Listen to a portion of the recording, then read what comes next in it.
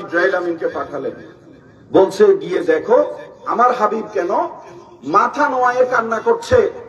জিবরাইল যখন এসে জিজ্ঞেস করলো, ইয়া রাসূলুল্লাহ আপনি কান্না করছেন কেন? আল্লাহ পাক জানতে চেয়েছেন। তখন আমার রাসূল বললেন, আমার উম্মত গুনাহগার, আমার উম্মত গুনাহগার, এই জন্য আমি কান্না করছি।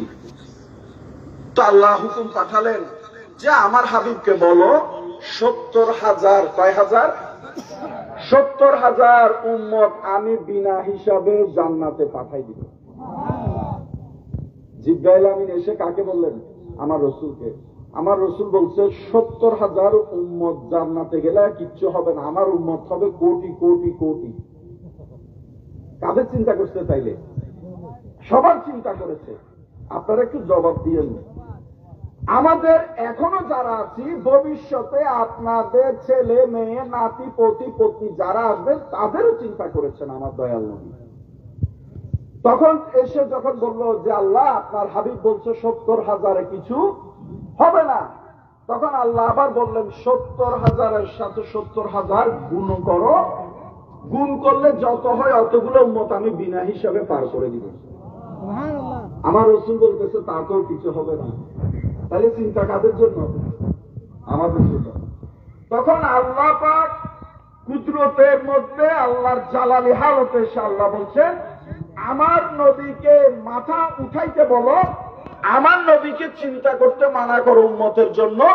যতক্ষণ আমার নবী বলবে উম্মত প্রবেশ করাইতে জান্নাতে, আমি রব্বুল আলামিন ততক্ষণ জান্নাতে ওনাদেরকে প্রবেশ করাবো।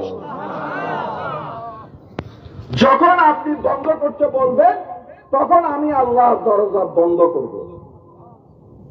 তো ওই জন্য বলতেছি, নবীর বেয়াদবির কোনো কিছুর মধ্যে আপনারা প্রবেশ করবেন না। যদি প্রবেশ করেন, আমার রাসূল যে বিনা হিসাবে পার করবে, হয়তো ওইখান থেকে আপনি আমিও বাদ করে যেতে পারি। তাহলে শুধু শুধু বাদ করার কোনো দরকার আছে? কোন দুঃখে যাব? আপনি বলেন, আপনি আমি আমরা যে আমলই করি বর্তমানে, আল্লাহর কুদরতের দরবারে আল্লাহর সামনে দাঁড়াইতে পারবেন এমন কোন মার ছেলে আছে? বলতে পারবেন আমার হেডম দিয়ে আমি জান্নাতে যেতে পারবো? নাই।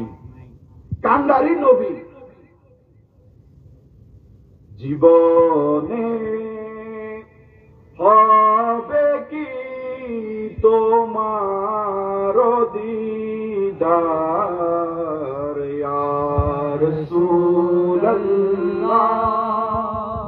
জীবনে হবে কি তোমার দিদার ইয়া রাসূলুল্লাহ,